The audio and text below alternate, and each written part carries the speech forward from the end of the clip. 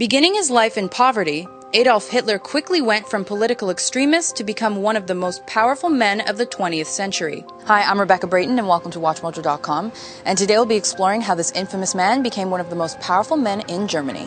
Adolf Hitler was born in Austria-Hungary in 1889. However, his family moved to Germany when he was 3 years old. From a young age, he became obsessed with German nationalism and early on expressed strong anti-Semitic sentiments. Some of his views can be construed as vague, as he also stood staunchly opposed to both capitalism and communism. Many view his early beliefs as a way to rebel against his authoritarian father. His father had served the Austrian government and wished his son to do the same. However, despite living on the border between Austria-Hungary and Germany, Hitler ignored his roots. In the First World War, Hitler served Germany in France and Belgium. He fought in a number of the major battles on the Western Front and was twice decorated for bravery. After the war, Hitler became associated with the German Workers' Party, which shared his same ideals. He became known even outside the party for his passionate speeches opposing the Treaty of Versailles, Marxists, and the Jewish people. Hitler impressed his party early on, and by 1921, he became leader of the newly renamed National Socialist German Workers' Party, known more simply as the Nazi Party.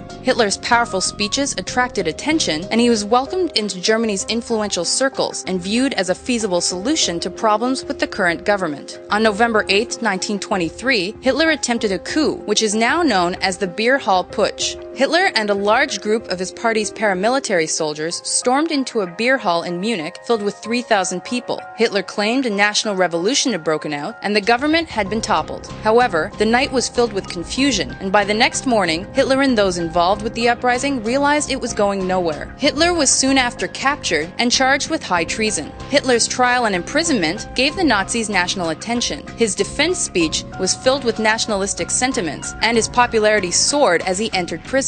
By the time of his release, Hitler had written his infamous book Mein Kampf, or My Struggle. He had also changed his outlook on revolution. Hitler vowed to do everything by the book and rise to power through the Weimar Republic system rather than by violent revolution. It was in 1930 when the Nazi Party would experience a political turning point. In the span of one election, the party grew from the 9th smallest party in parliament to the 2nd largest. In 1932, Hitler ran for president. Despite losing to Paul von Hindenburg, he was increasingly seen as a realistic alternative in German politics. After being subject to increasing pressure, von Hindenburg named Adolf Hitler the chancellor of a coalition government on January 30th, 1933. This date is now commonly associated with the end of the Weimar Republic and the beginning of Hitler's Third Reich. Not long after Hitler's appointment, there was a mysterious fire in the building that housed Germany's parliament, the Reichstag. Hitler's government consequently signed the Reichstag Fire Decree, which suspended the basic rights of German citizens. This gave the government the legal right to imprison anyone considered a Nazi opponent. Hitler then installed the Enabling Act, which legally turned Germany into a dictatorship. Hitler subsequently made the Nazi Party the only legal party in Germany by banning opposing parties or forcing them to dissolve completely. After the death of President von Hindenburg in August of 1933, Hitler was handed the presidency by his cabinet. In less than a year, Adolf Hitler had secured supreme political power in Germany.